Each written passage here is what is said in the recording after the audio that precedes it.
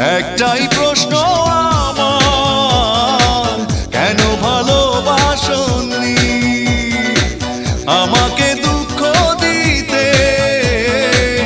একটু কি তুমি ভাবনি?